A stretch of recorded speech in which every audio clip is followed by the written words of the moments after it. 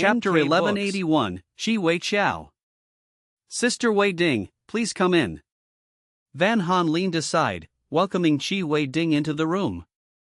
Sit down first, I will make you a cup of tea. Sua Feng said, intending to head to the kitchen. No need, I will leave soon. Chi Wei Ding quickly stopped him. Is the time so urgent? Sua Feng asked as he sat back down. Shi Wei Ding nodded and explained. Yes, tonight I must go to Jingjian country. It is so late, why not wait until tomorrow? Sua Feng asked doubtfully. There is an urgent matter. Shi Wei Ding raised her eyes to Sua Feng and spoke sincerely. It is related to the medicine you gave me.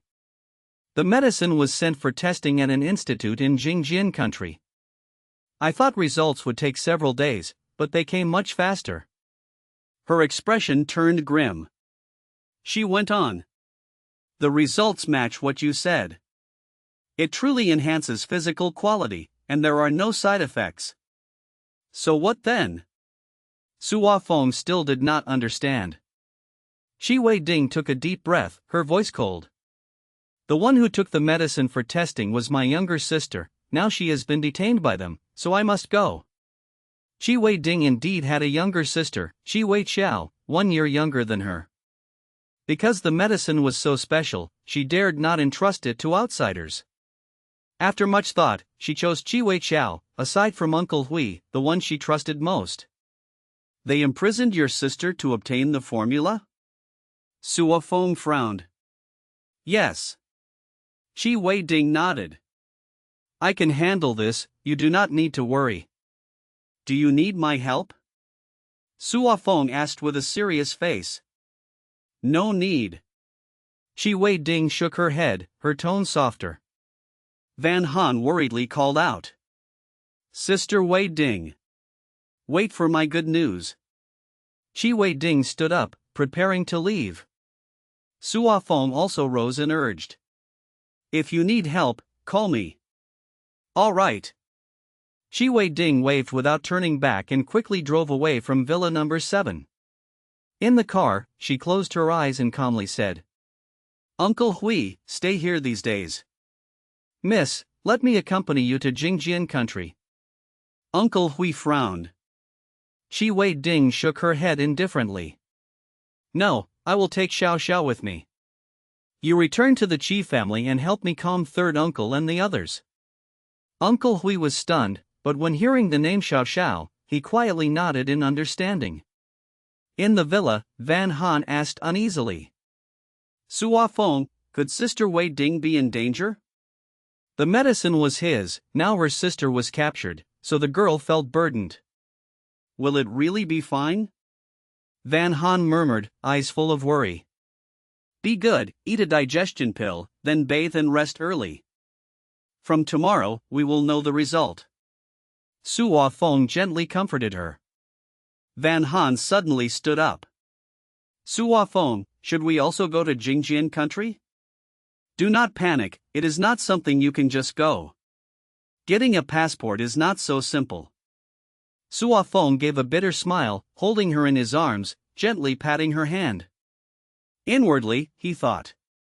This matter is not so simple. He only hoped not to be entangled with forces behind Jingjian country. He interrupted her wandering thoughts, urging. Enough, do not think too much, quickly take your medicine. All right then. Van Han stood reluctantly. After taking her medicine, she went to bathe. All day in the photoshoot, she sweated a lot, her hair fixed with spray, needing several washes. On the first wash she already felt frustrated, her long hair made it hard to clean. Unable to manage, Van Han called out. Sua Feng, come help me wash my hair. I am coming. Sua Feng pushed open the bathroom door and saw her bent over the sink, looking at him innocently, foam still on her head. He could not help but smile, then laughed. You still laugh. Van Han pouted and stomped. Sua Feng quickly stopped, wrapping her head in a towel, gently saying. Go to the second floor, there is a hair washing bed where you can lie comfortably. Hurry, wash then sleep, I am so sleepy. Van Han complained. All right. Suo Phone led the way upstairs. The bathroom on the second floor was spacious, with nearly 20 tubs, a huge two-person bath, 3 sinks, a mirrored wall and a hair-washing bed. Van Han lay down, hair hanging into the basin. Suo Phone tested the water, then began washing her hair. Does it feel good? He asked softly. Sleep now. He coaxed, fingers running through her hair, rinsing away the spray, washing with shampoo, then applying conditioner. After nearly half an hour, under his careful hands, her hair became smooth again. Is it done? Van Han woke, feeling his fingers pressing her scalp. Yes, do you still want to bathe? Suo Phone asked. Yes, I sweated all day, I feel uncomfortable if I do not bathe. She sat up, swaying toward the shower area. Together? Suo Phone shamelessly asked. No. He left reluctantly, closing the door. Soon, the sound of water rushed inside. He went to the first floor to bathe. When he finished, she also came out. Come, I will dry your hair. Suo Phone waved with the dryer. All right. Van Han sat on the sofa, back to him. Whir. The dryer hummed, Suo Phone brushed and dried, quickly her hair was dry. Finally, he applied hair care oil. Go to sleep now, it is late. Chapter 1182, Plane Crash. You are the spring in green grass, the autumn in flying birds. The ringtone of So Fong's phone rang. So Fong, your phone. Van Han's long lashes trembled, her beautiful eyes barely opened, her small hand groped on the nightstand and threw the phone onto So Fong's face. Who is calling? I don't know, you check. Van Han mumbled, then turned her head to sleep again. So Fong took the phone down, forced his eyes open, and instantly became awake. It was a call from Tae Chan Nin, which made him puzzled, but he answered quickly. So Fong? Tae Chan Nin's urgent voice sounded worried. 610, something big happened. Is Vi Din not with you? He pressed. So Fong instinctively answered, didn't she go to Tin Kien country? She went to Tin Kien. Tae Chan Nin's tone suddenly rose. What happened? A bad premonition grew in So Fong's chest. Before he could get an answer, the line was cut, leaving only the busy beep. What is wrong? Van Han rubbed her nose, eyes half closed, voice soft and sweet. So Fong took a deep breath, smiled to comfort her, patted her head and said, it's fine, keep sleeping. All right. Van Han bit her lip, pulled the blanket over half her face, and fell asleep again. So Fong sat for a while, then got dressed, went downstairs softly, calling Hui uncle. The number you dialed is not answered, please call later. Why no answer? He went to the backyard, sat on a chair, and dialed again, still no answer. He tried Vi Din's number, but it was turned off, even after 3 attempts. Hesitant, he called No Tin Noyet. Good morning. He greeted, then asked straight, can you reach Vi Din? Vi Din? What about her? No Tin Noyet asked reflexively. So Fong did not say much, only vaguely, not sure yet, I cannot reach her. No Tin Noyet's voice trembled, but she forced optimism, I'll try calling, let's hang up first. 5 or 6 minutes later, she called back, first words were, So Fong, I also cannot reach Vi Din, what happened? Yesterday she came to me saying she would go to Tin Kien. This morning Tam uncle called saying he couldn't reach her, the details I don't know. He explained briefly. Maybe she is still on the plane, don't scare yourself. No Tin Noyet comforted. Yet her heart was unsettled, quickly asking, and Hui uncle? Could you reach him? No, he didn't answer. So Fong shook his head.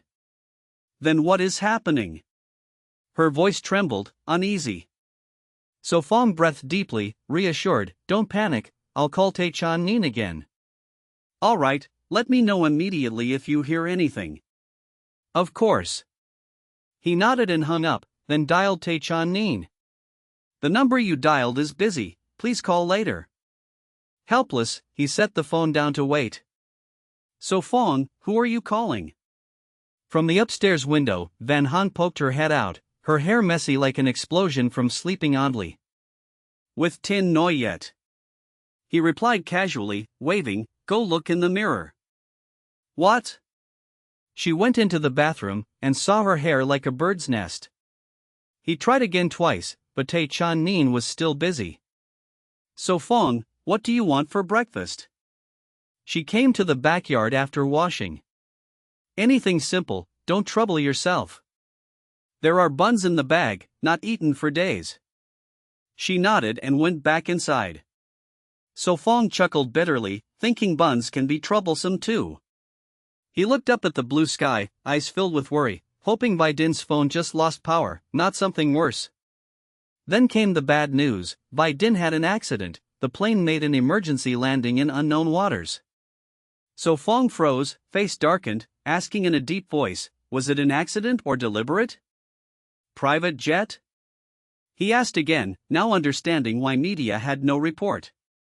Tae Nin answered, yes, I just asked Hui uncle, Vaidin only brought Tu with her. Is search and rescue underway? Yes, the first rescue team has left. Tae Nin sighed then asked firmly, I asked Hui uncle why Vaidin went to Tin Kien, he told me to. Ask you. Silent for a moment, So Fong replied, we'll talk in person. Good, I'm coming now. Tae Nin hung up, grabbed car keys, rushed out, Hui uncle quickly followed. Actually, it was Hui uncle who sensed something wrong this morning, calling many times without answer. By time calculation, the plane should have landed, but after waiting and no news, he told Tae Nin, then checked the locator and discovered the accident.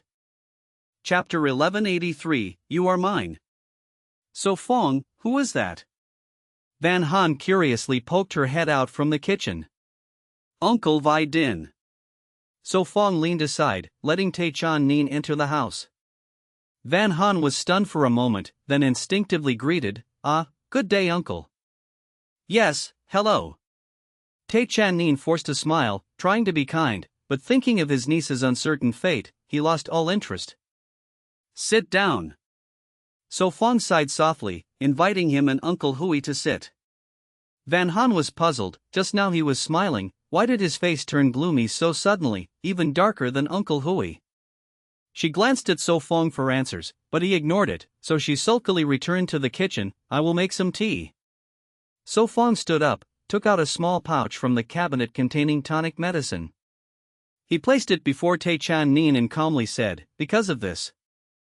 Half-step crazy smile? The name of that drug flashed in Tae Nin's mind. So Fong's lips twitched, he took a deep breath and explained the effect of the medicine. Is this true? Tae Nin's hand trembled, his face grew stern. It is true. Uncle Hui nodded. Tae Nin's voice sank, too careless, how could you send it for testing in Tin Kien? If the formula falls into enemy hands it will be trouble. They cannot get it, only I know the formula. So Fong affirmed. Why are you so sure? Tae Nin was surprised. So Fong calmly lied, refining needs special methods, just knowing the ingredients is useless. So that is it. Tae Nin sighed, then his face darkened with anger, humph, what is the name of that testing institute? Books. How dare they offend the Tae family? TCOH. Uncle Hui answered. Send someone to rescue the overseas Chinese. Tae Nin took out his phone to order. What about Vaidin? So Fong asked gravely. Rescue has been dispatched, hopefully good news will come. Tae Nin fell silent, his hand trembling. Yes, let me know first. So Fong stood up, serious, if you need my help, just say it. I know, after all you are her teacher. Tae Nin looked deeply at So Fong, then left with Uncle Hui. So Fong hugged the girl into his arms, softly comforting, it will be fine. Van Han burst into tears, sobbing, why did Sister Vaidin face this? So Fong sighed, gently patting her back, be good, do not cry, she is blessed, nothing will happen. Why could this happen? Sister Vi Din is clearly so good. Van Han cried like pear blossoms in rain, tears wetting So Fong's clothes and seeping into his heart with sorrow. His eyes turned cold, vowing to make the hidden hand pay dearly. So Fong continued, Tai Chan Nin has sent rescue, with the Tai family's power, results will come soon, do not cry. Sister Vi Din will be safe, surely safe. Van Han reassured herself. Yes, she will be safe. So Fong wiped her tears. Yes, I will steam buns, then we will wait together. Van Han blushed and went to the kitchen. Your spring's green grass, autumn's flying bird. Before he could act, a call came, it was No Tin Noyet. Any news of Sister Vi Din? Van Han asked eagerly. No, it is Tin Noyet. So Fong shook his head. Do not tell her yet. Van Han urged. I know, do not disturb her work. So Fong nodded, then answered. No Tin Noyet asked directly, So Fong, any news of Vi Din? So Fong breathed deep and calmly replied, ask her uncle, he said nothing is wrong, do not worry. Really? No Tin Noyet relaxed. So Fong smiled, yes, Tai Chan Nin said she is just busy. That is good. No Tin Noyet was relieved. He hung up, looked at the girl, then both sighed. Go steam the buns, eat well to have strength to face what comes. So Fong comforted. She suddenly said, So Fong, the medicine was given by us to Sister Vi Din, we are also responsible. So Fong was helpless and pained, you always shoulder responsibility. I am telling the truth. Van Han blamed herself more. So Fong held her tightly, letting her calm, then said softly, the medicine was from me, nothing to do with you. Who said nothing to do with me? If you gave it, it is as if I gave it, no difference. Van Han raised her head sincerely. All right, no difference. So Fong's heart softened, her meaning was that they were inseparable. Go together, no negotiation. Van Han insisted. All right, together. So Fong agreed. Van Han still worried, what should I do, I am still anxious. Do not think much, the plane has life jackets and first aid kits, even if forced to land on sea, no danger at once. So Fong patiently soothed. Chapter 1184, Unknown Island. All right. Su Fong let out a sigh of relief and patted the girl's head. What they did not expect was that news about Tai Vi Din came later than imagined. At noon the next day, Tai Jinyan finally called. Hey! Su Fong hurriedly picked up. The plane made an emergency landing, its location was found. Tai Jinyan spoke in a deep voice. Where? Su Fong quickly asked. Tai Jinyan replied, on an island covered in thick fog. His tone was weary, still no survivors found, but a rescue team has been dispatched. The fog is too dense, visibility is only 3 to 4 meters, the search is very difficult. What island is that? Su Fong frowned, thinking visibility of only 3 to 4 meters, how could the fog be that heavy? Tai Jinyan explained, not sure yet, but experts believe the fog is caused by a special climate on the island, lingering all year round. Take me there. Su Fong suddenly said. Yes, I have wilderness survival experience. He spoke firmly. Tai Jinyan was silent, then shook his head, no need, wait a while, maybe the rescue team will find Vi Din. Su Fong insisted, time is everything now, let me go to increase the chances of protection. Me too. Van Han shouted, rushing down the stairs. You must go? Tai Jinyan took a deep breath, as if making a decision. Fine, tomorrow morning a helicopter will pick you up. Prepare today, tell me if you need anything. He compromised, thinking for Vi Din. Prepare guns, bullets, and survival gear for me and Van Han. Su Fong said seriously. Van Han also wants to go? Tai Jinyan was surprised. Yes. Su Fong answered. Too dangerous, you can leave her at the Tai family, I will assign people to take care of her. Tai Jinyan advised. Do not even think of leaving me. Van Han said firmly. Do not worry, I will take you along. Su Feng smiled wryly. All right. Tai Jinyan sighed, but recalling their performance on Xian Noyet Island, he felt less worried. The call ended, Su Feng and the girl exchanged glances, then began the long wait. The next morning, as dawn broke, the roar of a helicopter came overhead, and Su Feng's phone rang. Tai Jinyan notified that the helicopter had arrived. Su Feng and the girl had already woken up, washed, and stepped outside the villa, seeing the helicopter at Garden Airfield number 7. The cabin door opened, Tai Jinyan waved, come on. Su Feng and Van Han glanced at each other, quickly boarding. The door closed, the helicopter lifted off, flying toward the coast.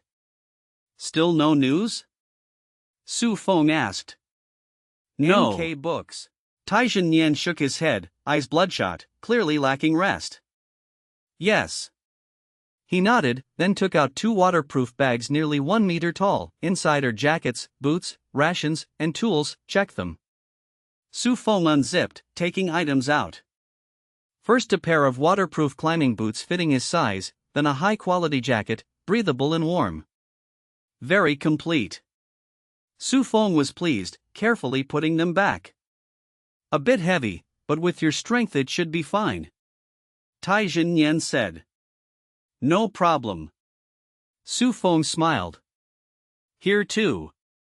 Tai Jinyan took out 3 guns, 2 pistols and a sniper rifle, plus a large box of ammunition, about 200 rounds. I heard from Uncle Hui that you can use guns, and your aim is good, no need for me to teach, right? He placed them into Su Feng's hands.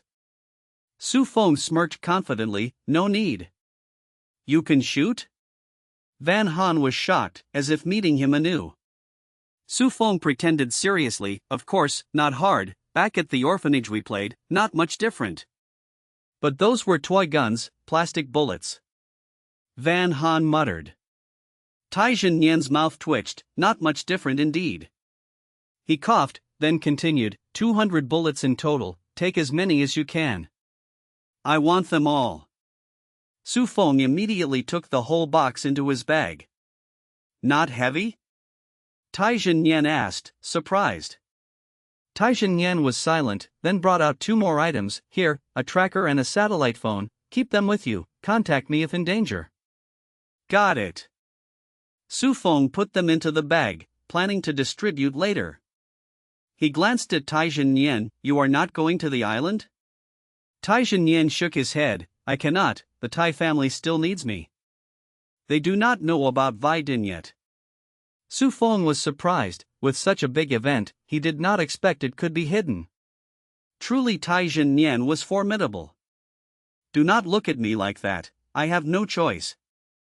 If they know Vaidin is in trouble, the family will fall into chaos. Tai Jinyan gave a bitter smile. Su Feng nodded, realizing the family was not as peaceful as it seemed.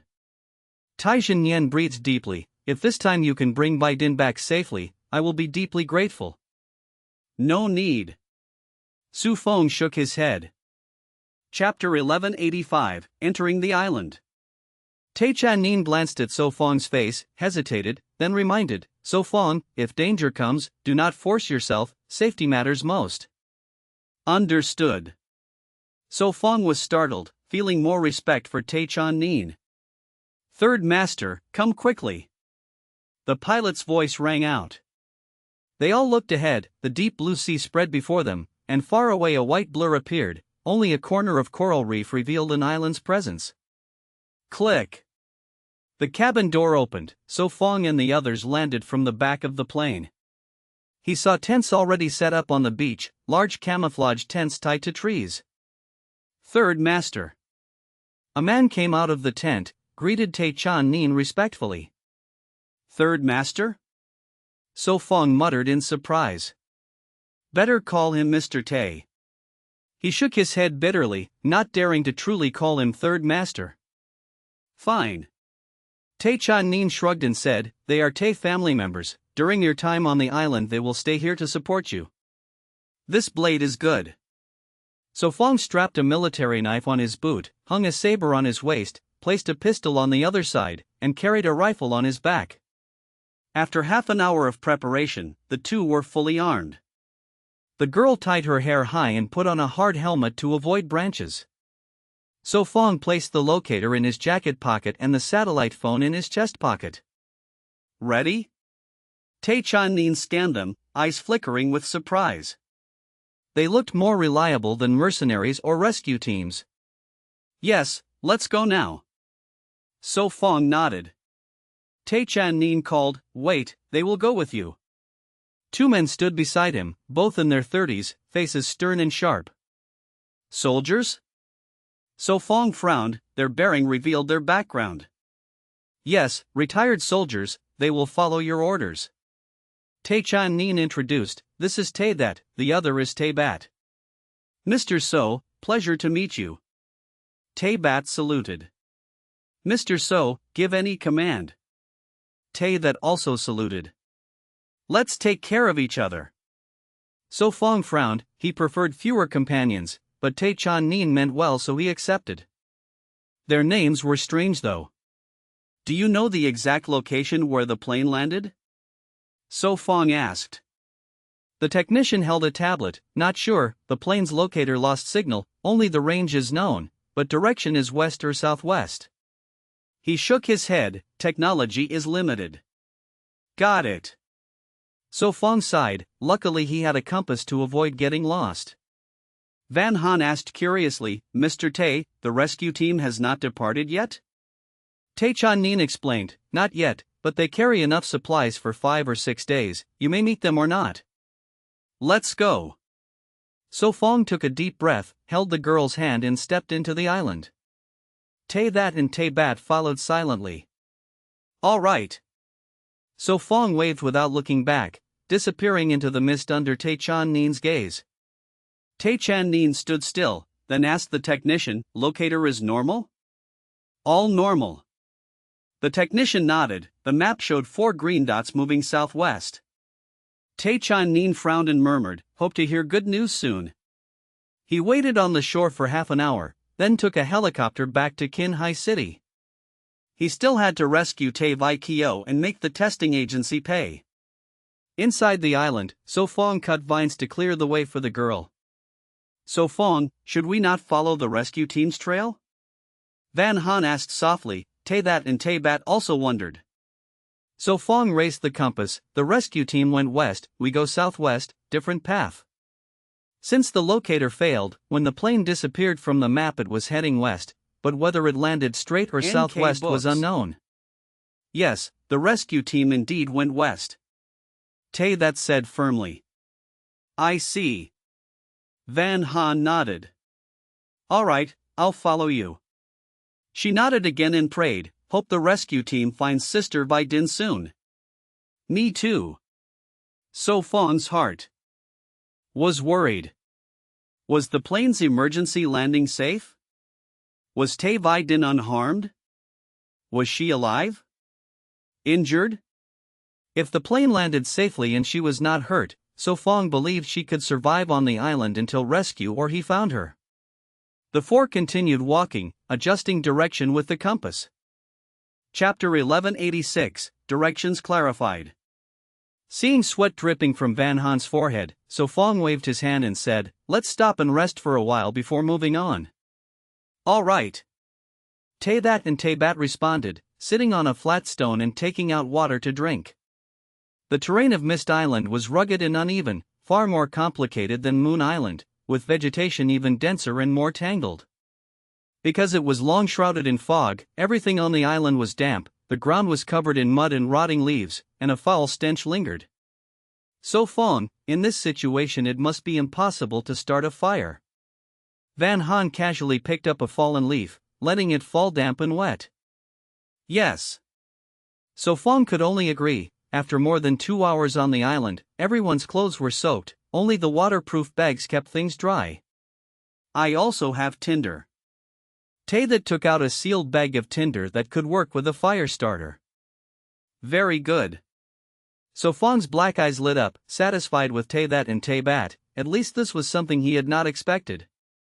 Van Han reached out to take the fire starter and asked, "So do we light a fire now?" So Fong shook his head, "No need, we'll wait until night. With a starter and tinder, making fire would be much easier."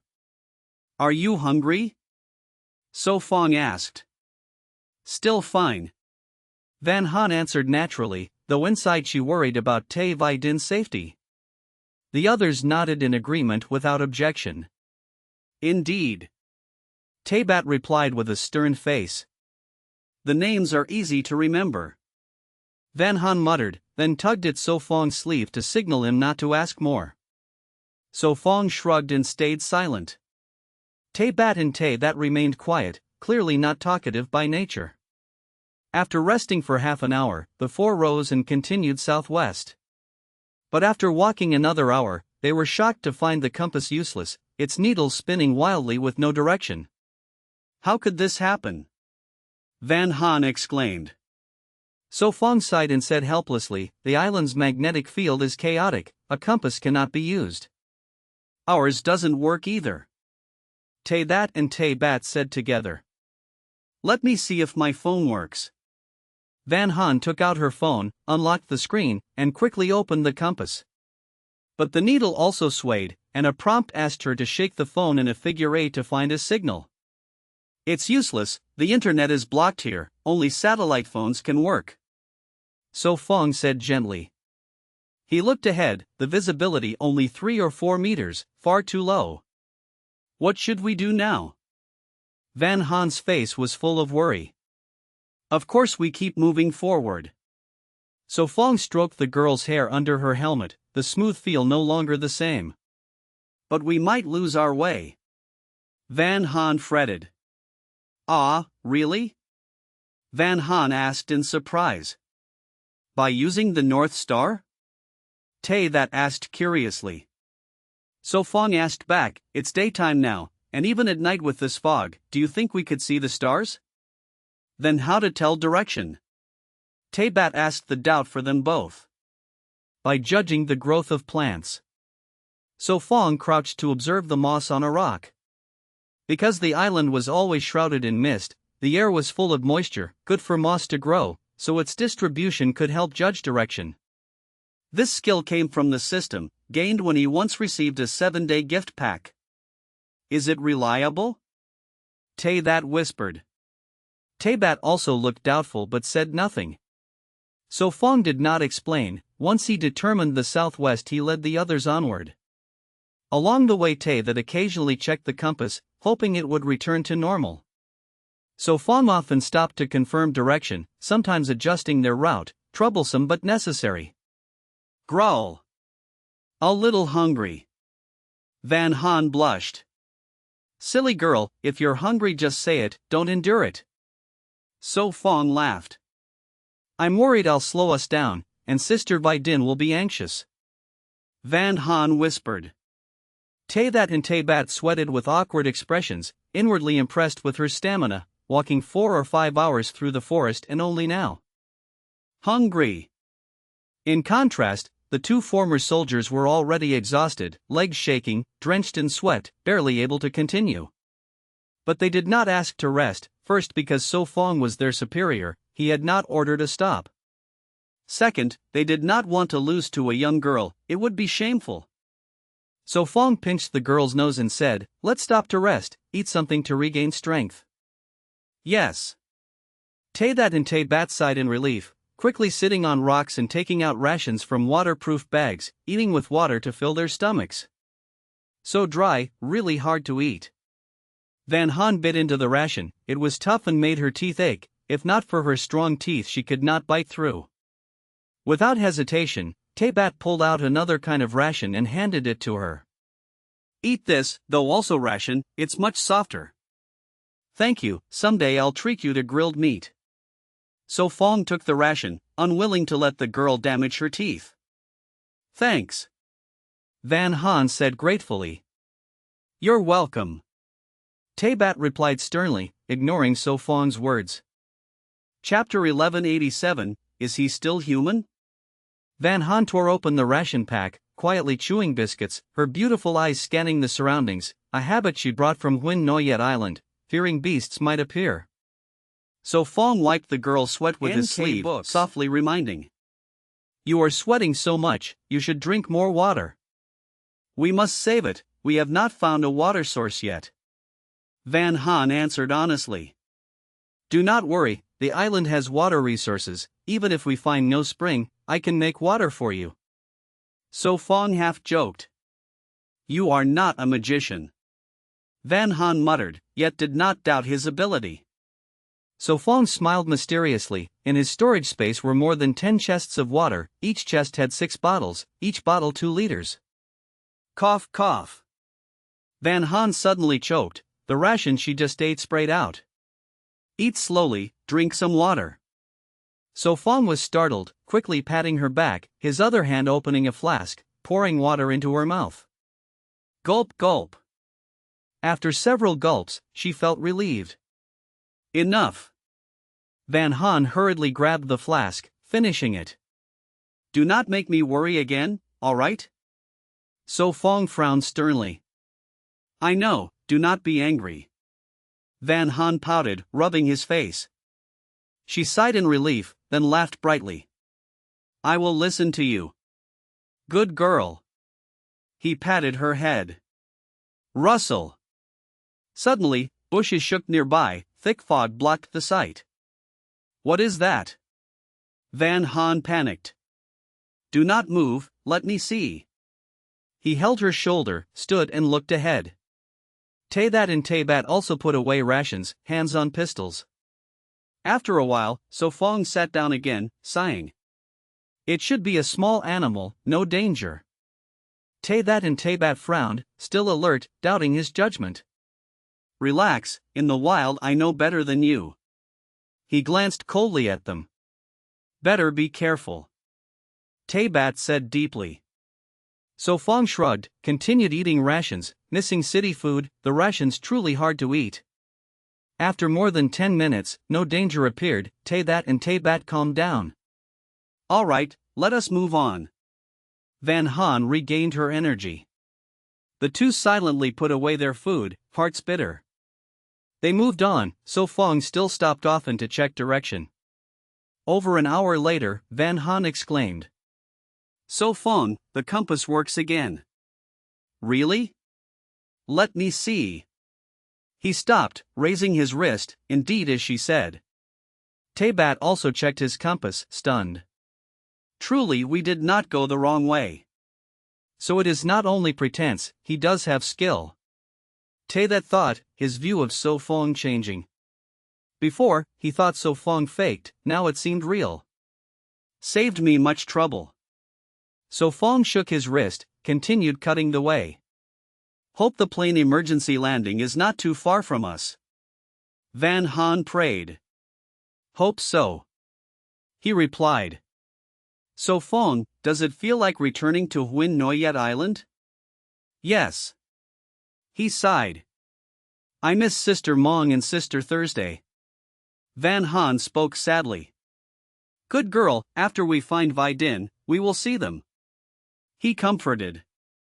Yes, finding Sister Vi Din is most important. She nodded. Taybat kept silent, they were in danger, yet those two chatted so carefree. Van Han suddenly asked. So Fong, did we forget to tell Sister Tin Noyet? No, I forgot. He was stunned, realizing he really had, since he only worried about Vi Din's fate, ignoring no Tin Noyet and the rest. Sister Tin Noyet and Sister Trao will worry. Van Han said gloomily. Next time I speak with Tay Chan Nin, I will ask him to pass the word. So Fong gently said. That is all we can do. She nodded. Sir, so, let us go ahead and clear the path.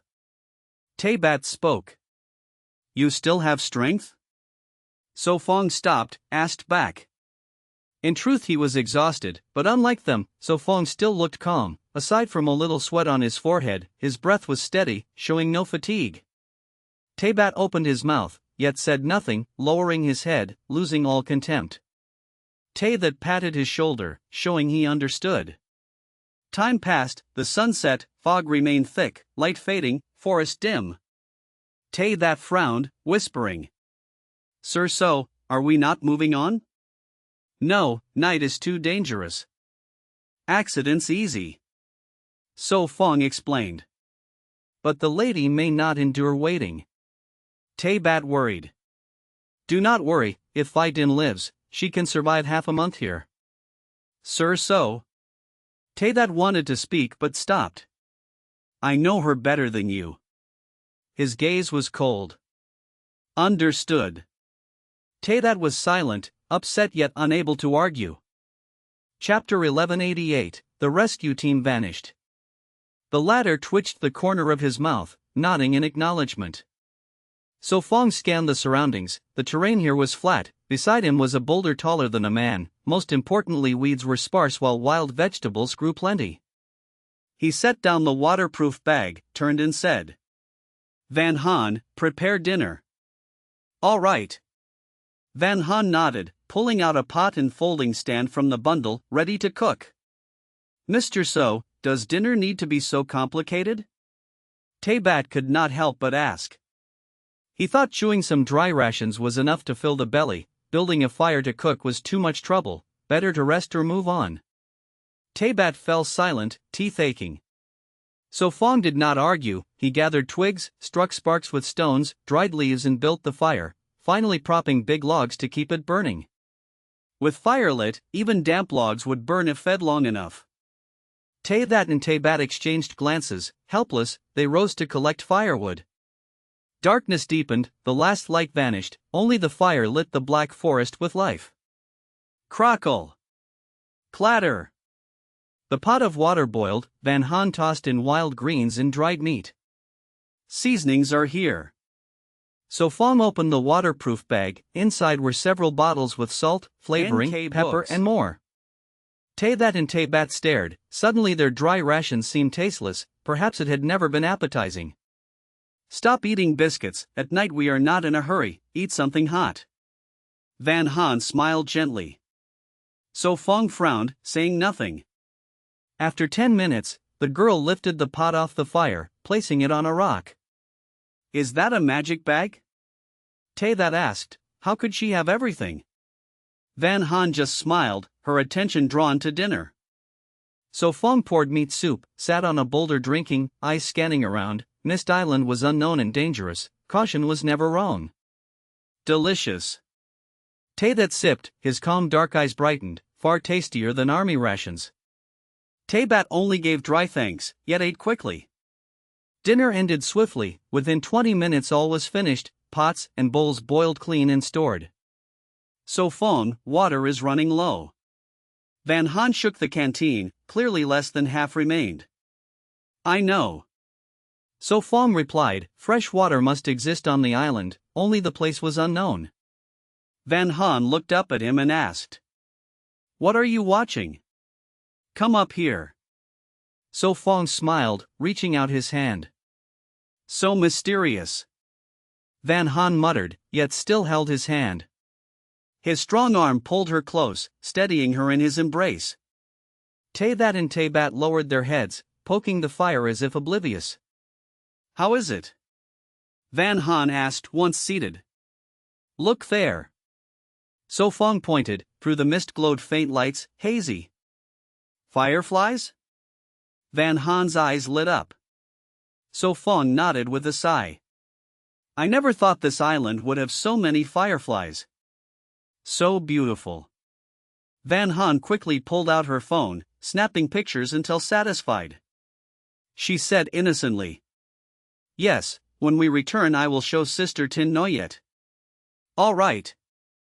So Fong chuckled fondly. Suddenly she urged. Right, call Mr. Tay, let him tell Sister Tin Noyet. Fine, I will. So Fong sighed, pulling the satellite phone and dialing Tay Chan Nin. Hello, Mr. So? The voice answered quickly. It's me. So Fong said calmly.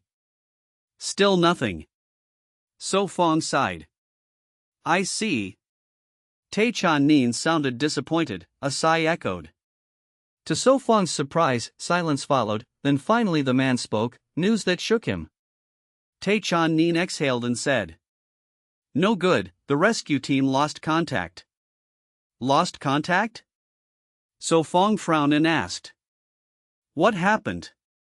Lost contact? Van Han, Tai That and Tai Bat all jolted, eyes fixed on So Fong. He raised his hand, signaling calm. Tai Chan Nin sighed again, voice heavy. "As I said, we cannot reach them, no news all day." "What about tracking?" So Fong asked. Silence fell, only breathing, then finally Tai Chan Nin spoke. "The rescue team carried no tracker." "Damn." So Fong muttered after a pause. Tai Chan Nin admitted fault. "It was my mistake. Hearing Bai Din was in danger, I rushed. I sent the rescue team without full thought." Chapter 1189, A Bitter Tear. Tai Jinyan quickly returned and said, "I have dispatched the second rescue team, this time fully prepared, with positioning devices and drones allocated. Pray that the first rescue team has not met with an accident." So Fong sighed, forgetting how many times he had sighed today. Tai Jinyan fell silent again. "Speak," Tai Jinyan urged. So Fong turned to the young girl and said softly, "Help me tell Xingyu and the others not to worry. If nothing else, I will hang up. I will contact you if anything changes." So Fong finished. "All right." They exchanged a few more words, then decisively hung up the satellite phone. Van Han quickly asked, "Has the rescue team lost contact?" "Yes, the satellite call cannot connect anymore." So Fong held the girl's waist, jumped from the boulder, and let her land safely. Tai 7 and Tai 8 exchanged glances, worry in their eyes. So Fong asked, "Do you have acquaintances in the rescue team?" Tai 7 nodded with a muffled voice, "Yes, Tai 3, Tai 4 and Tai 6 are all there." "They will be fine." So Fong reassured. "Rest early. Tonight we take turns keeping watch," Tai 8 suggested. "All right." So Fong agreed. It was impossible for everyone to sleep, shifts were fairest. Tai 8 continued, "I will guard with Tai 7 after midnight." "All right." So Fong still agreed. Tai 7 and Tai 8 took waterproof cloths from their packs, spread them on the grass, used them as pillows, and lay down to sleep. Clearly exhausted, they fell asleep within minutes. "They sleep so fast," Van Han whispered. "You should rest too." So Fong poked the girl's cheek. Van Han shook her head, "I am not tired yet, I will keep watch with you." "All right." So Fong let her rest against him, patting her hand gently. Van Han asked, "So Fong, what do you think Sister Bai Din is doing now?" "Probably looking for food." So Fong guessed. "She never worries about food, the plane should have had plenty." Van Han clasped his fingers, words uncertain. "If the plane did not explode, then she is not short of food." So Fong said quietly, the meaning clear. "No, Sister Bai Din's luck will not be that bad." Van Han shook her head firmly. "Yes, she must be alive, waiting for us." So Fong agreed. "Yes, surely." Van Han's voice grew faint, her mood sinking. So Fong leaned his chin on her shoulder, gently consoling, "Be good, do not think too much, we will try our best." "Yes, we will try." Van Han's sadness faded, replaced by shyness. Tai 7 secretly opened his eyes, then closed them again. The girl fell asleep in So Fong's arms, deeply. Rustle. The bushes shook, So Fong raised his eyes, a pair of glowing eyes appeared. His expression unchanged, he watched them draw nearer. Rustle. Firelight revealed a wild boar, a grown male, halting 2 meters from the fire. "Kill or not?" So Fong muttered. "Oink." The girl rubbed her head on So Fong's chest, sleeping soundly. So Fong's gaze hardened, releasing oppressive aura. Water was scarce, slaughtering the boar would be wasteful and messy, blood smell would attract trouble, most of all it would disturb the girl. Roar. The boar bristled, then turned and fled, noise waking Tai 7 and Tai 8. "Mr. So, what was that?" Tai 7 asked. "A boar." So Fong replied calmly. "You are not hurt?" Tai 8 asked. So Fong whispered, "No." Tai 8 lowered his voice, "Mr. So, sleep, we will watch." "All right, call me if anything." So Fong, holding the girl, leaned against the rock and closed his eyes. "So calm," Tai 7 muttered. Tai 7 stayed silent, eyes scanning, cautious. Time passed, darkness receded, the forest brightened. It was 6 in the morning. So Fong furrowed his brow, opened his eyes, briefly dazed then clear. "Good morning." Tai 8 yawned. "Good morning." So Fong stretched, blood flowing again. "Mum." Van Han pursed her lips, lashes fluttering, she woke. "Morning." So Fong pinched her cheek. Tai 7 and Tai 8 turned away silently, hearts sour, forced to watch this display. "Ahem, tidy up, eat some dry rations, and let us leave early." So Fong coughed. "Yes." Tai 7 and Tai 8, backs turned, took out dry food, biscuits with sips of water, and finished. Chapter 1190, One Master and One Follower. On the green meadow stretched a long rift about half a meter wide. At its end lay the wreckage of a private plane, tilted on the grass, its right wing broken. The cockpit was shattered, crystal shards scattered everywhere, sparks still flashing. The fuselage was damaged, a hole longer than 1 meter gaped on the side. About 20 meters away, some blankets were spread on the grass. Tai Din and Tu Tu knelt there, facing a man in pilot uniform. His body was soaked in blood, throat cut by crystal, chest pierced with fragments, left limbs twisted, blood soaking half his body. "Dead, cannot be saved." Tu Tu withdrew her bloody hands. She had tried but could not save him. Tu Tu was Vi Din's close companion, studying and playing together. Tai Tu Tu, now 25, was as beautiful as Vi Din, with short black hair and delicate features full of strength. Though surnamed Tai, she was not of the main family. Vi Din had few friends. Tu Tu was brought by her grandfather, and they grew close over time. Still, their bond remained one of master and follower. "We did our best." Vi Din's pale face and bloody hands showed her struggle. She stared silently at the captain's corpse, eyes flickering. Tu Tu wiped her hands clean and asked, "Miss, can you guess who did this?" "No clues yet." Vi Din shook her head, recalling the emergency landing. That night, they flew toward Tin Kin Nation, but midway the plane lost control. Amid chaos, a mechanical voice said, "System failure, manual landing required, good luck." Then weightlessness struck, the seatbelts held them, or else they would have rolled like laundry. A crash sounded as the plane hit the ground and slid forward. When they awoke half a day later, the plane was still, the air reeked of burning. They checked injuries. Tu Tu had only a scratch, but Vi Din's right leg dislocated, left arm torn. Luckily, the seat pressed the wound, slowing blood loss. Tu Tu found a medical kit, dressed Vi Din's wounds, then entered the cockpit, finding the captain bloodied, unconscious, near death. "Don't think too much, we'll investigate later." Tu Tu soothed. "Can we still return?" Vi Din asked weakly. "Of course, Uncle Hui must know we're missing, rescue will come soon." Tu Tu insisted. "Hope so." Vi Din sighed, struggling to rise. "Don't move, your wounds may reopen." Tu Tu rushed to support her. "I'm fine." Vi Din murmured. "What do you want to do?" Tu Tu asked.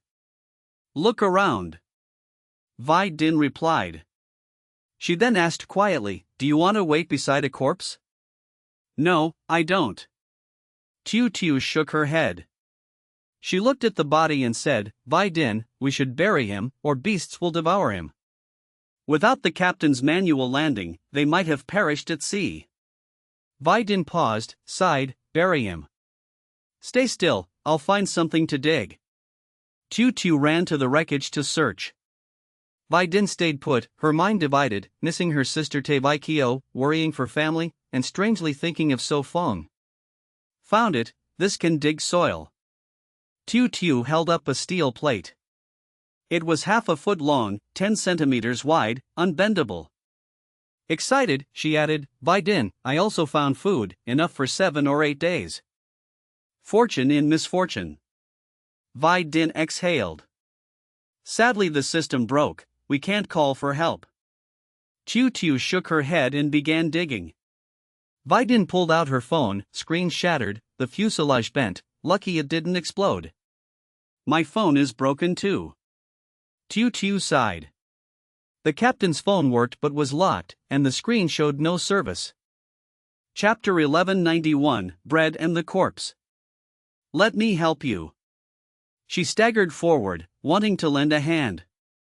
Tu quickly stopped her, worriedly saying, You should sit down and rest, do not let the wound tear, we have no medicine or bandages. NK Books. All right. Wei Ding obeyed, grabbed a fairly clean blanket, sat down, and stretched her sprained leg. Tu dug the earth, pulling out stones large and small. After half an hour she finished a pit nearly 2 meters long and half a meter deep. So tired. She dropped the metal sheet, panting, body covered in mud. Rest a while. Wei Ding whispered. Wei Ding glanced at Tu's messy state, then pushed herself up with one hand. I will go find some water. Stop, wait here, I will get it. Tu pressed her shoulder, said that, and ran toward the plane. Am I a cripple? Wei Ding remained silent. Tu climbed into the cabin, picked up bottles of mineral water and several loaves of bread. She carried them out, handed them over, then impatiently opened a bottle and drank. Glug, glug. Tu gulped half a bottle, then tore into the bread, clearly starving. Unlike her rough way, Wei Ding ate with small bites, calm and expressionless. Wait, do not go anywhere. Wei Ding whispered. Just wait here? Tu asked in surprise. Yes, the plane is here, if the locator is intact, the Tu family will find us. Wei Ding explained. Tu nodded, that makes sense. She muttered, this fog, who knows when it will fade.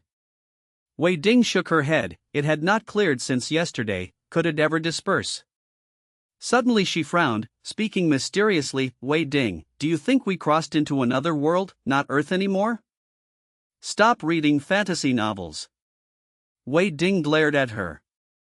I think it is possible, a plane crash then crossing over, conditions match well. Tu clapped her hand, more convinced by her guess. The plane, more than 10 meters high, was just a shadow in the mist. Looks like we cannot go. Tu laughed awkwardly, discarding the thought. She looked at the captain's corpse, then back at Wei Ding calmly eating bread, unaffected by death nearby. Alas, unlucky you. She wrapped the body in a blanket, dragged it to the pit, and buried it. Over 20 minutes later, she tamped the earth with her foot. She murmured, I know this is disrespectful, but I have no strength, forgive me for using my foot. Wei Ding whispered, find some stones to pile, so beasts will not dig it up. Wei Ding slapped her leg, chasing away a mosquito. Elsewhere, So Fong and Van Han led the group southwest after breakfast. If tired, speak, do not force it. So Fong told Tu7 and Tu8. Van Han added, right, your stamina is less than ours, no need to push. Tu7 and Tu8 blushed, So Fong's words were fine, but from a young girl it stung, though she meant no insult. They could not argue, reality was clear, her stamina surpassed theirs.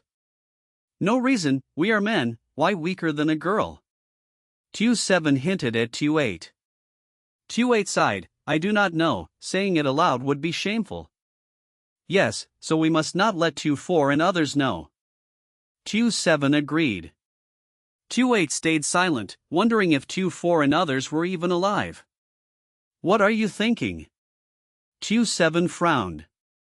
What are you two whispering? Van Han asked curiously. Tu7 composed himself, nothing. Good, stop frowning, If unwell, ask So Fong to heal you. Van Han muttered, then let So Fong pull her along. Tu-7 twitched his mouth, deciding not to speak further. After half an hour, the compass failed again. They had to follow So Fong's judgment, slowing them. Plane, appear quickly. Van Han murmured, better unharmed. We must speed up, he said firmly, deciding to open the path fast to save scouting time. Chapter 1192, Do Not Gaze at the Improper. The four quickened their pace, pausing only to check direction, otherwise never stopping. After more than 3 hours, T7's face was pale. Mr. So, let us rest a while. T8 finally spoke. Go. So Fong stopped, the group halted. Huff huff. The girl panted, her forehead beaded with sweat. She removed her helmet, letting damp hair fall, the heat oppressive. So Fong said in a deep voice. Rest half an hour. So Fong, drink water. Van Han handed him a flask. Glug glug. He drank, but found it empty. I have water.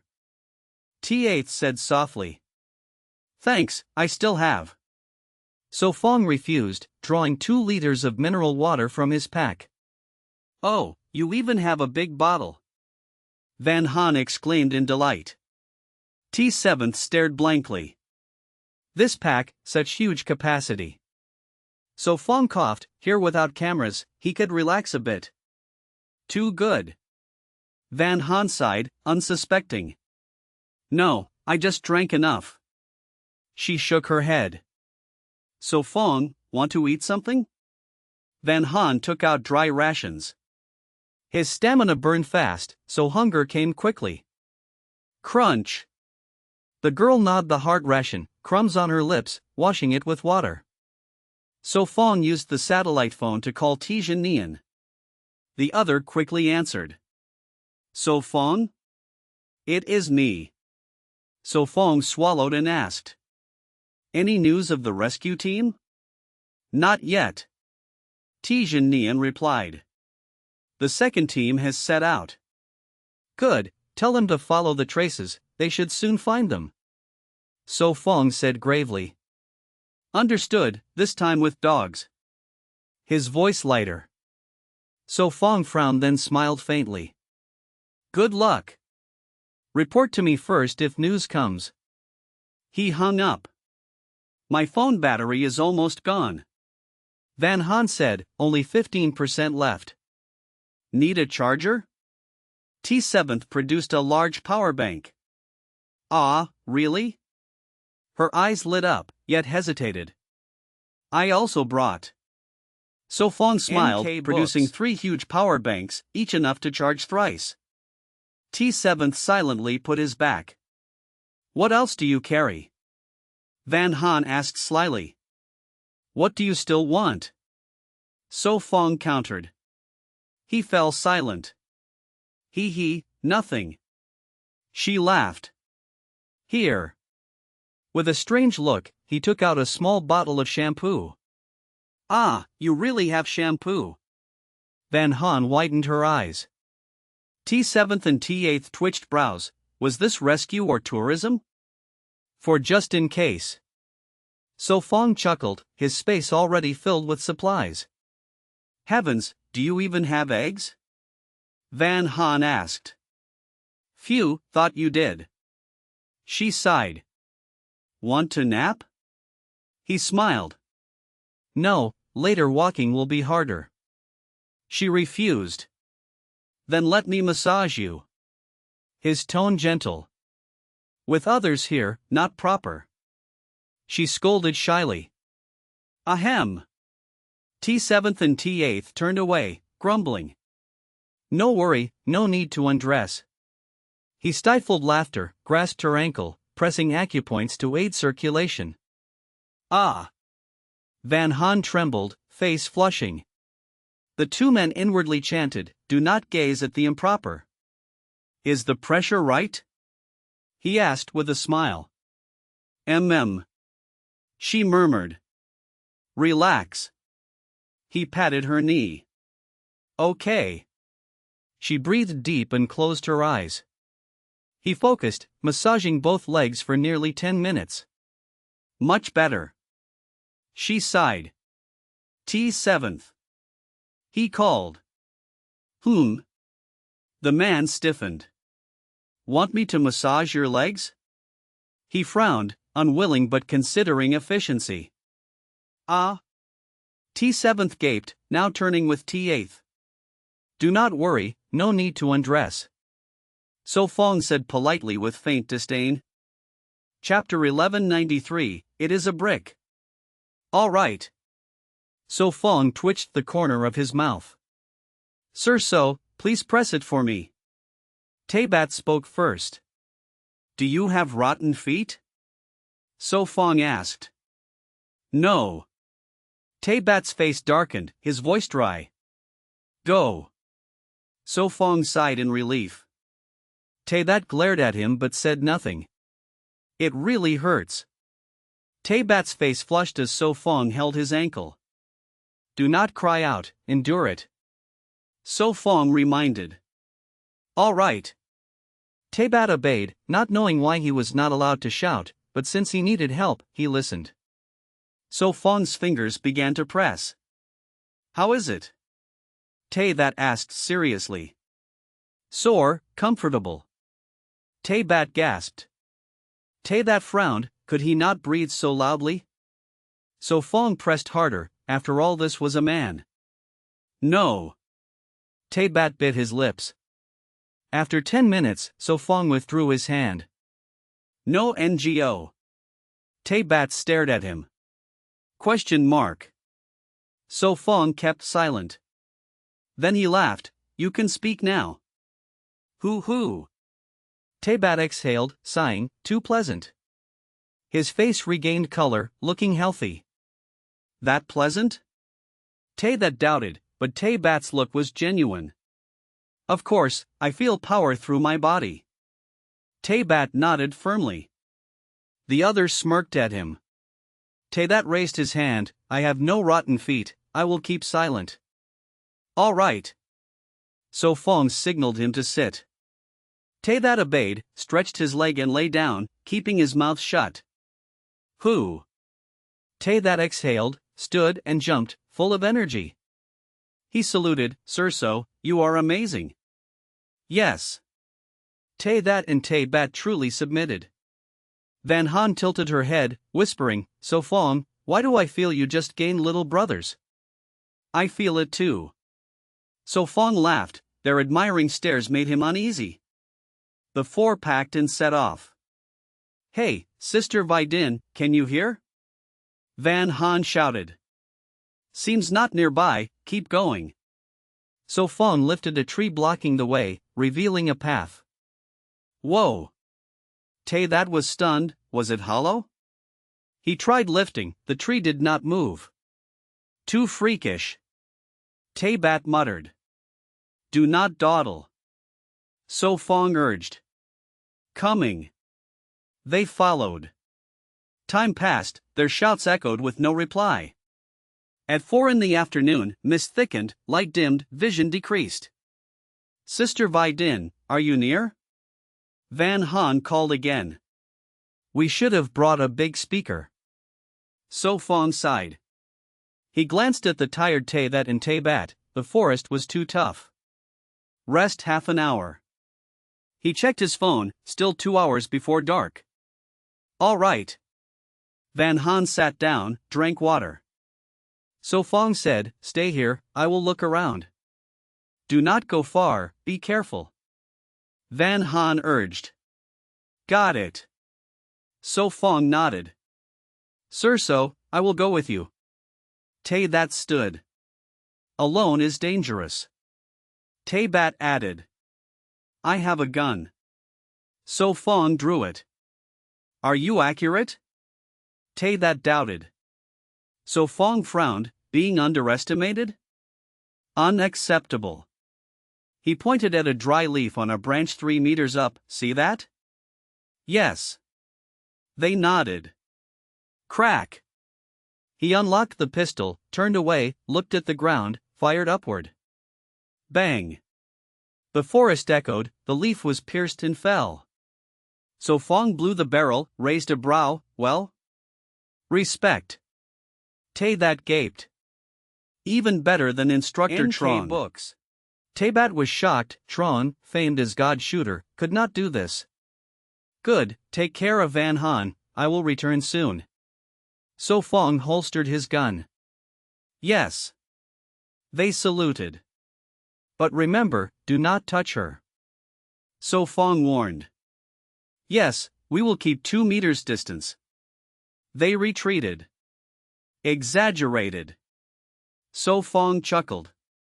Stop joking, quickly search, Sister Baidin may be close. Van Han scolded. As you command. So Fong saluted and turned away. Taybat and Taybat looked at each other, resolved to keep the 2-meter rule. Big Telecom, come set up a tower here. She muttered, without signal the phone was just a brick. Chapter 1194, Sharpshooter. Crack. He kicked and broke the thick branch, inside it was hollow, swarms of termites crawled out.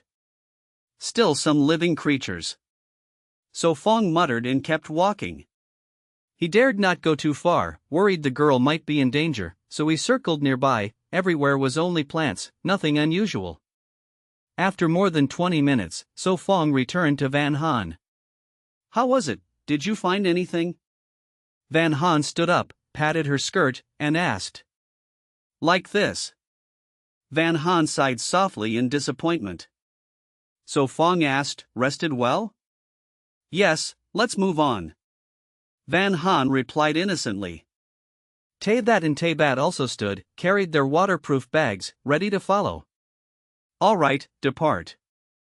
Seeing their recovery, So Fong eased his worry. They continued. After half an hour the compass returned to normal, their pace quickened. Rustle.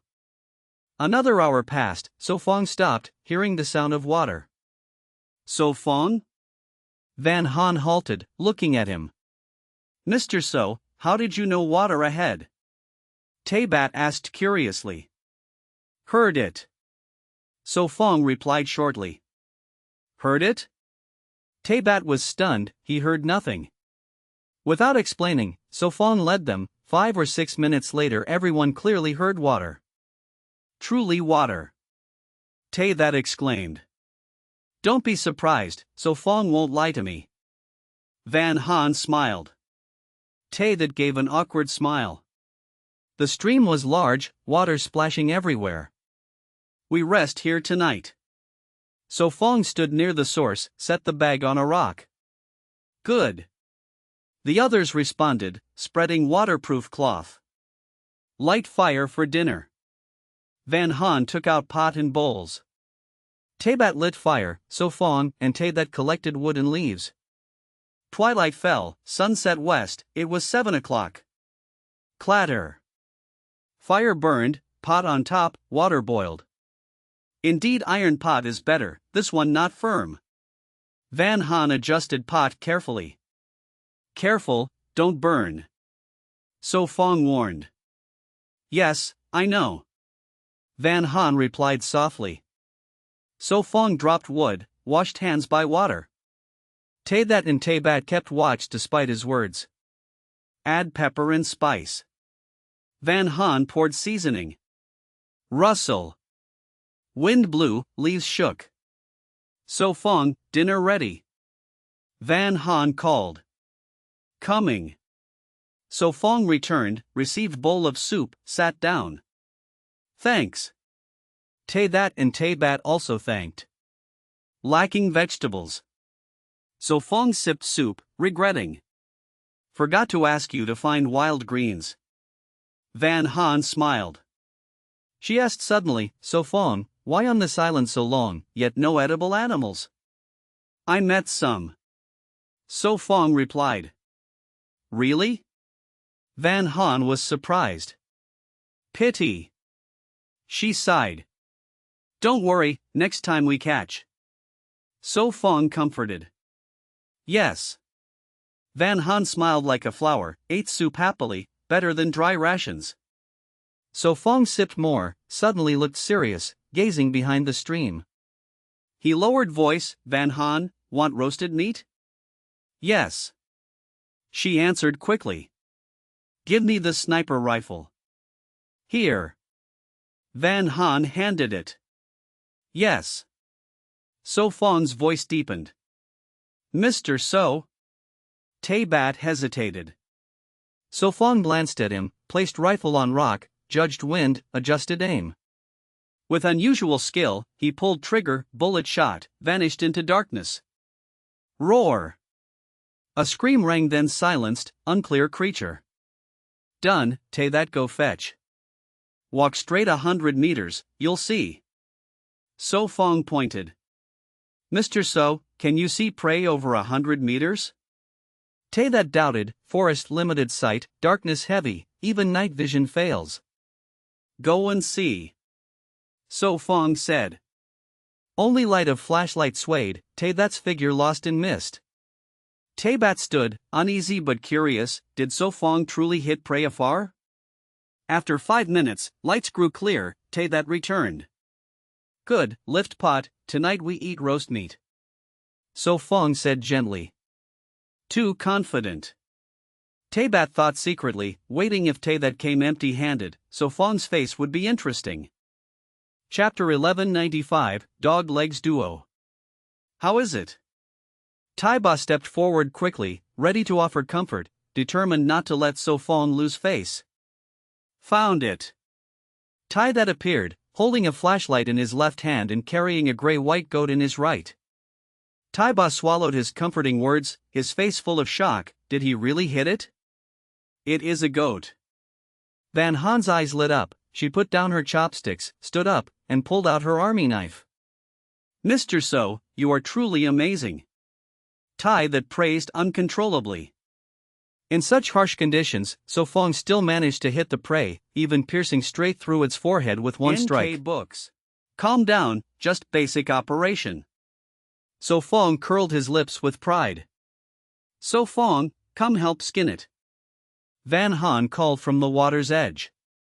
Coming. So Fong sighed bitterly, pride never lasted long.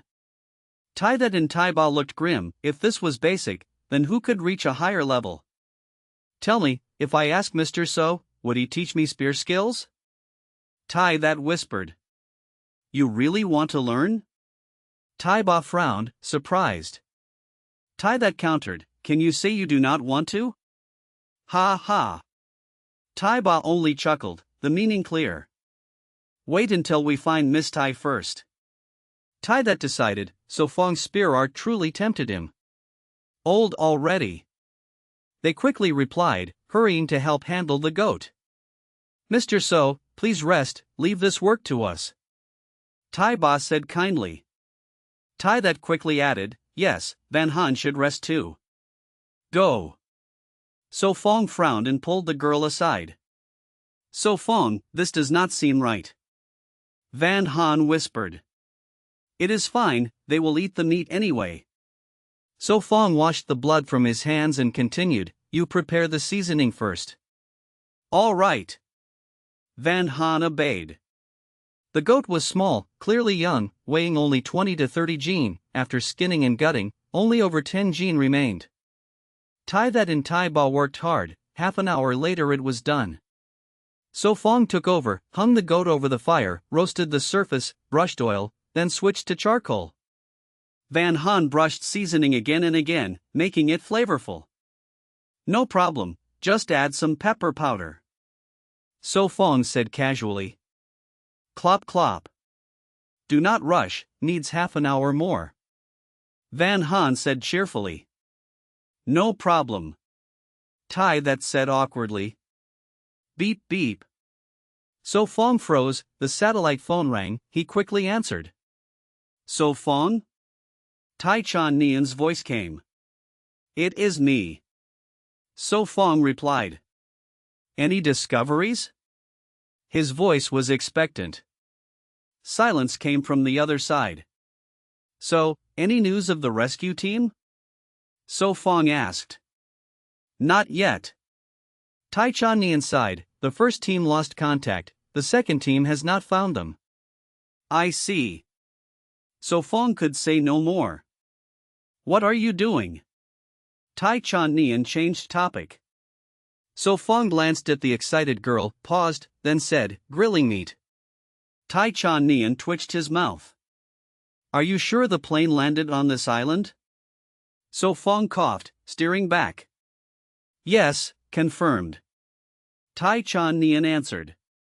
So Fong nodded, encouraging, then finding Vai Din is only a matter of time, keep going. Keep going. Tai Chan Nian echoed. No progress, let us end here, goodbye. Without waiting, So Fong cut the call. Outside Mist Island, Tai Chan Nian's face darkened.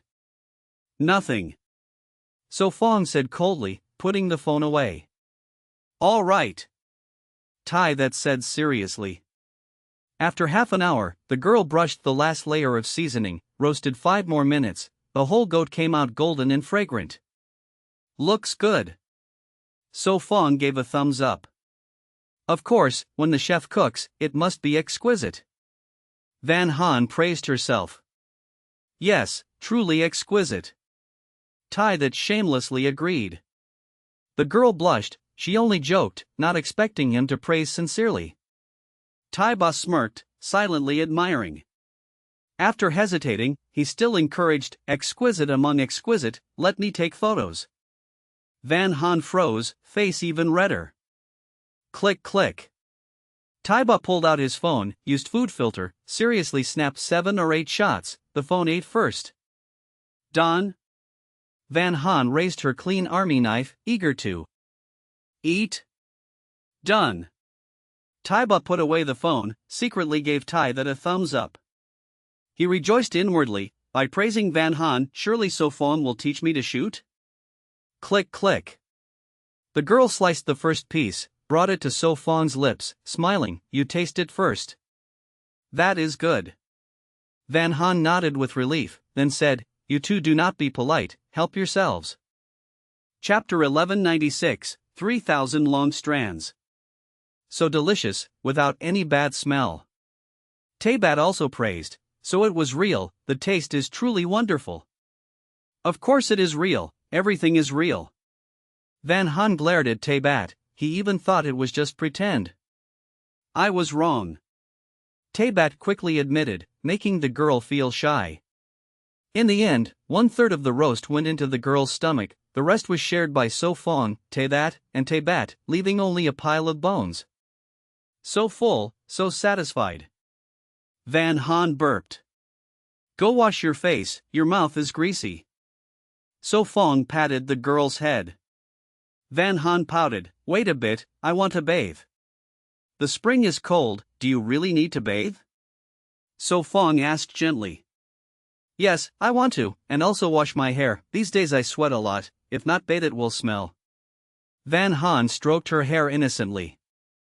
So Fong sniffed his own body, shivered, then said seriously, then bathe. Hee, do you smell too? Van Han teased. Do you want to listen? So Fong reached out to pull her. No, you are full of sweat, spare me. Van Han dodged. So Fong said seriously, that is a man's scent. Oomph, not at all. Van Han pouted. Enough, do not mess around after eating, careful of stomachache. So Fong comforted. Taybat and Taybat sniffed themselves, then firmly decided to bathe at night too.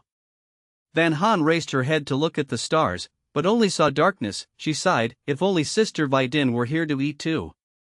When we find her, I will roast again for her. So Fong whispered. Yes. Van Han nodded, praying Vai Din is safe. She rested in So Fong's arms for half an hour, almost asleep. Still want to bathe? So Fong asked gently. Yes. Van Han muttered. So Fong patted her cheek, then bathe and sleep again. Okay. Van Han smiled, stood up, stretched, then took a towel from the waterproof bag. Yes. The two hurriedly turned away, promising, rest assured, we will not look. Good. So Fong smiled.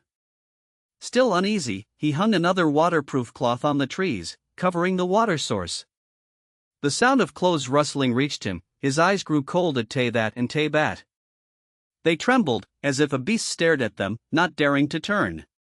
If you dare turn, you will die. So Fong threatened. I dare not. Taybat said quickly. Me neither. Taybat stepped back several meters, his back blurred. So Fong nodded in satisfaction. So refreshing.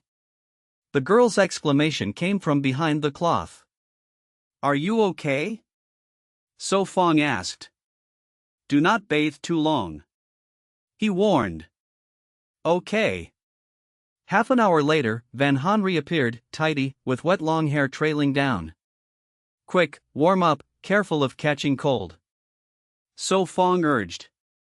He sighed, tapped her forehead, scolded gently, It is not that I forbid, but the water is cold, easy to get sick. I know. Van Han laughed, sat by the fire, and spread her long hair to dry. She reminded, You should bathe too. He bathed quickly, only 10 minutes, when back she had dried her hair and was looking at photos on her phone. You two go bathe too. So Fong said. Together? One asked. So Fong turned to Van Han, asking softly, Cold? Not cold, even a bit hot. Van Han pulled her collar, the jacket warm. Bear it, at midnight it will cool. So Fong comforted. So be it. Van Han put away her phone, lay on his thigh. Elsewhere, Vi Din and T2 rested in the cabin. Though the plane body was damaged, it still sheltered them from wind and rain, so they did not sleep outside. Does your leg still hurt? T2 squatted in front of Vi Din, touching her ankle. Vi Din expressionless, It is fine. If it hurts, tell me, I will massage. T2 asked with concern. Vi Din stayed silent, then shook her head. T2 knew her, so she still did it, massaging under her gaze. Vi Din frowned, lips pressed, silent. After more than 10 minutes, T2 gently put down her leg, stood and said, Hope it will be better tomorrow. Maybe. Vi Din sighed. Let me check your arm wound. T2 unwrapped the bandage on her left hand. The wound had stopped bleeding, but a long mark remained. She sighed, luckily on the arm, if on the face it would ruin beauty. It does not matter. Vi Din remained expressionless. If your face is ruined, later no boyfriend. T2 sighed, men all like pretty faces. Not him. Vi Din blurted. Chapter 1197, The Wolf Pack. Could it be? Tay-Tu-Tu looked curious, unwilling to give up. You guess. Tay-Vi-Din closed her eyes, leaving only 2 useless words. Tay-Tu-Tu slapped her hand, firmly saying, So that is it, no wonder you kept mentioning him, turns out you like him. Stop talking. Tay-Vi-Din scolded softly. Are you shy? Tay-Tu-Tu acted as if she discovered a new land. The overlord of Tay also blushes, that is rare. Single combat? Tay-Vi-Din opened her eyes, glancing at her. No, you are injured now, better behave. Tay-Tu-Tu refused with a suppressed laugh. I can still beat you down. Tay-Vi-Din's face was full of confidence. Tay-Tu-Tu raised her hand, amused, Yes, you are great. Tay-Vi-Din closed her eyes, not wanting to bother. Tell me, what is good about him that you like? Tay-Tu-Tu asked again. Is it money? Looks? Or his morals and values? Hey, do not stay silent. Tay-Tu-Tu insisted. Shut up. Tay-Vi-Din's forehead was full of black lines. Since childhood she never managed her nature livelier than Lu Waimong. I care for you. Tay-Tu-Tu said seriously. My dear Din Din, talk with me, just to kill time. She acted coquettish. Too boring. She finally gave up, lying beside her. She sighed, when will rescue arrive? Their appearance and dressing were similar, but their characters were 2 extremes. Like animals, she was a restless husky, while Te Vai Din was a cold proud hawk. Te Vai Din turned with pain, no one knew her thoughts. Huff! A strange sound came from outside the plane. Te Tiu Tiu sat up in shock, face full of doubt. Shoo! Te Vai Din reminded softly. Do not move. Te Tiu Tiu pressed her shoulder, secretly handed the gun, then pulled the trunk blocking the fire, letting the light shine outside. Te Vai Din opened the safety, quietly watching, but vision was low, only clear within 4 or 5 meters. Cannot see clearly, but the sound seems from the captain's place. Te Tiu Tiu said lowly. It should be a beast. Te Vai Din guessed. Te Tiu Tiu understood. You mean the smell of blood lured them? Yes. Te Vai Din nodded. Such cases were common on Huen Noyet Island. Stay here, I will check. She hesitated, then said, at least leave the captain a whole body. Do not go, too dangerous. Te Vai Din refused. Te Tiu Tiu reassured, do not worry, I am strong. NK Books. Be good.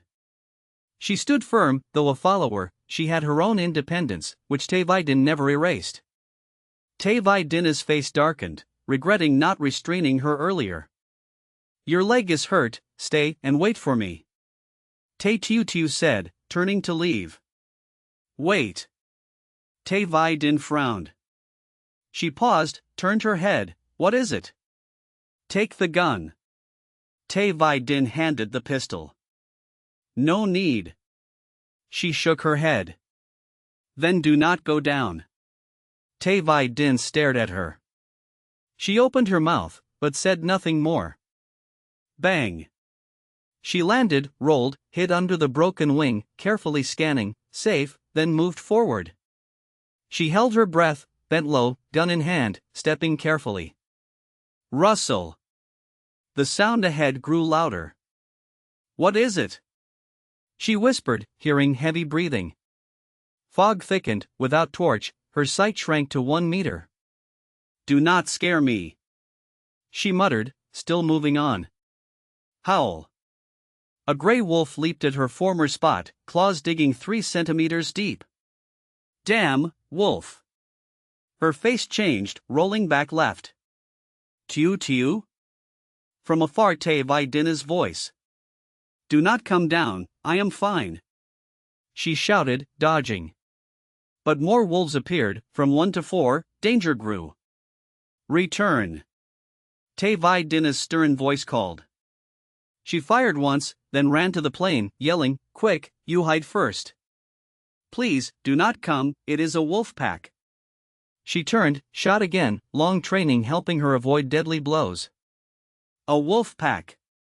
Te Vai Din turned pale, stopped, thought 2 seconds, then grabbed a burning log. Hurling it. That scared me. Te Tiu Tiu quickly dodged aside. Howl. The wolf was startled, but circled past, still chasing. Here. She threw the pistol toward Te Vai Din. Chapter 1198, Fevered Dullness? Bang bang.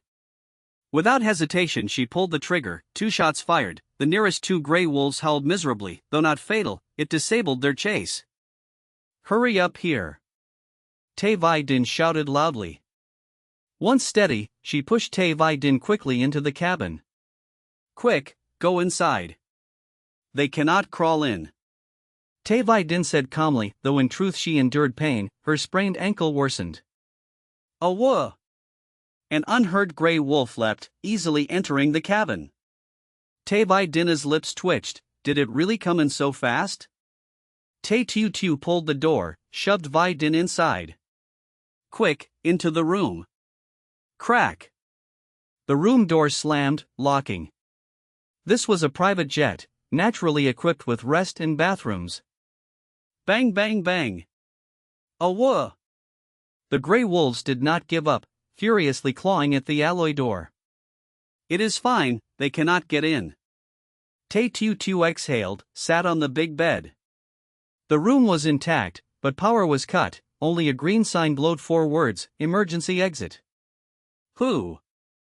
Tai Vai Din breathed out, staggering to sit. Told you not to run about, let me check. Tai Tu Tu sat up, fumbling to Vai Din. Can you see? Vai Din instinctively pulled her leg back. I cannot see, let me feel. Tai Tu Tu's clear voice sounded. Vai Din's lips twitched. Do not fuss, tomorrow we check. Tai Tu Tu worried.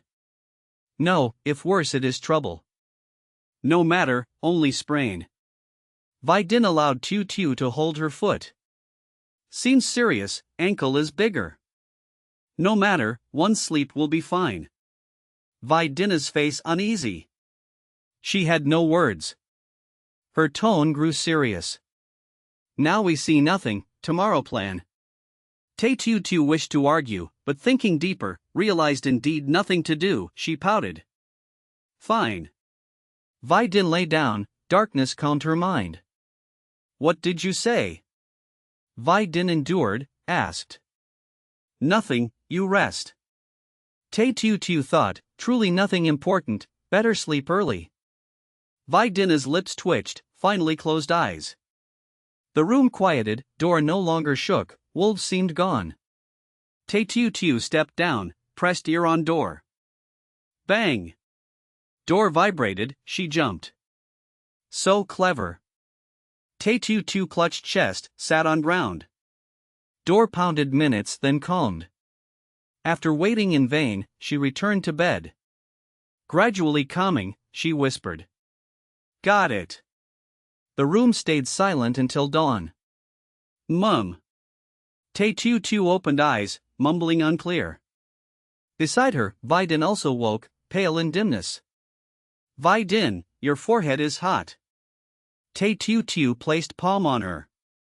It is fine. Vai Din replied weakly. How can fine, are you fever dull? Tai Tu Tu suspicious.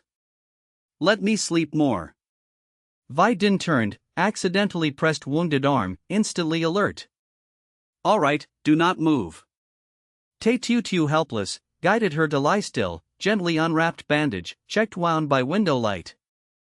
Carefully checking, she found wound swollen red, clearly infected. Calm. Vai Din indifferent. Calm your big head. Tai Tu Tu glared, how can she be calm? After years together, she never adapted to such coldness.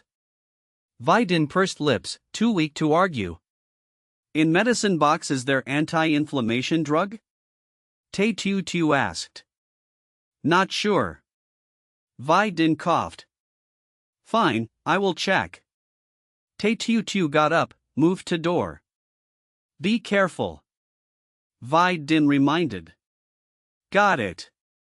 Tai Tu Tu pressed ear to door, listening. NK books. She inhaled, slowly opened a crack, peered out. Quickly she found the box, also grabbed bread and water, hesitated, wanted visit captain's grave. Russell. Oh. Before she could go, familiar sound returned. Damn, not gone yet. She cursed, turned back, locked door. Bang. Awah. Door pounded harder than last night. Not gone? Vai Din struggled upright. Not gone, too cunning. Tai Tu Tu replied, put down box, searched for anti-inflammation drug. Vai Din sighed, could not help recall So Fong, if he was here, these wolves not worth his one. Hand. Chapter 1199, The Fierce Duo. Nothing wrong? Tai Vai Din still spoke calmly. Nothing, truly nothing. Tai Tu Tu shouted irritably. No problem, give me some water. Tai Vai Din said with a trembling voice. Here. Tai Tu Tu twisted the cap, helped him sit, and carefully fed him water. Clack. Then the water and medicine went down. Come on, eat something more, only then your body will recover quickly. She handed bread over. Tai Vai Din shook his head weakly, no appetite. You must eat a little, otherwise your body will not endure. She insisted sternly. Fine, you sleep now. She sighed, though he ate little, it was better than none. He closed his eyes and drifted into dreams. She sighed, leaned on the door, silently praying the Tay family would arrive soon. Elsewhere, So Fong and Van Han with the group had just woken, chewing dry rations. Van Han swallowed her biscuit. So Fong, no beasts came last night? No, sorry to disappoint you. He teased. Be good, let's find Vidin first. He patted her head. After more than 10 minutes, the four, full, set out southwest. Time passed slowly, they walked 5 or 6 kilometers, shouting along the way, but no answer came.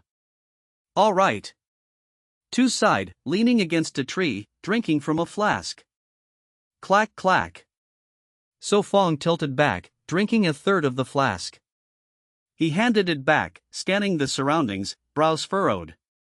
See something? Van Han asked knowingly. Tracks of wolves nearby. He said gravely. Wolves? Tay that exclaimed. Wolves. Van Han remained calm, sipping water.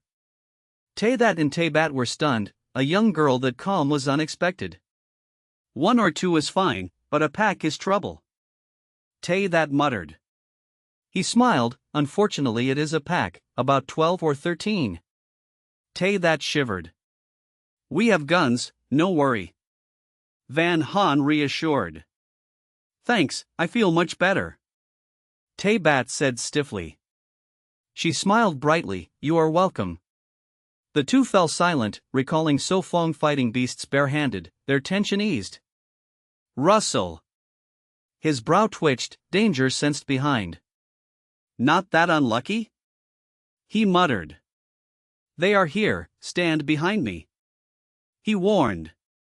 Not that unlucky? She stood tense, her cool aura vanished. The two still stunned, clutching dry rations. Hey, stop dazing, danger is close. She scolded. Ah. They snapped back. Russell. Bushes shook, footsteps over leaves sounded clear. Stay still, you two. He sighed, they had not recovered. He drew his gun, pulled hers too, thumb flicked the safety. Awoo. A pack of over 10 wolves burst forth, surrounding them. Faces pale, Tay that and Tay Bat dropped food, swiftly drew guns like trained soldiers. 13 wolves, So Fong. Van Han's face went white, her finger trembled. No fear, I am here. He reassured. Without hesitation, he raised his gun, fired, bullets pierced wolf skulls, 2 fell instantly. Awoo. The pack enraged, charged together. Third, fourth. He muttered, firing again.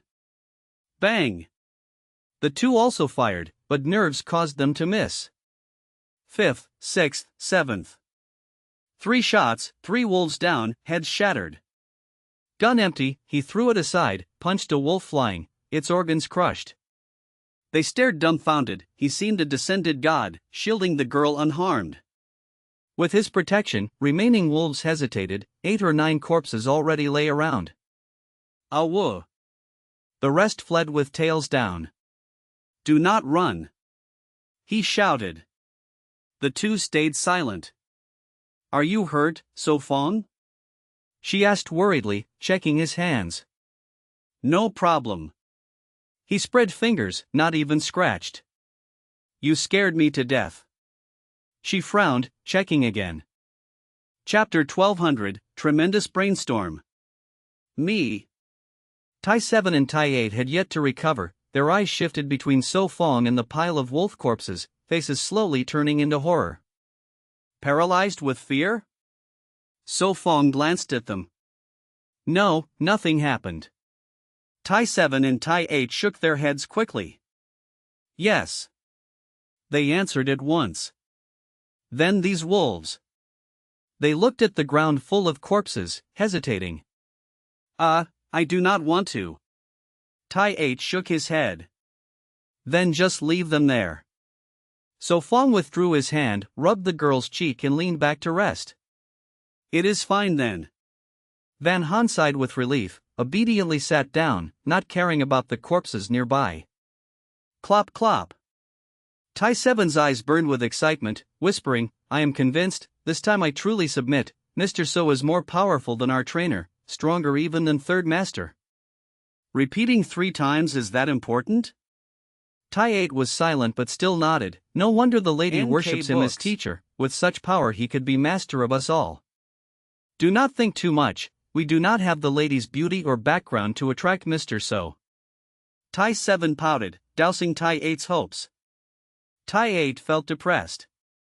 We should suggest to third master to invite Mr. So to lecture us. Tai 7 said.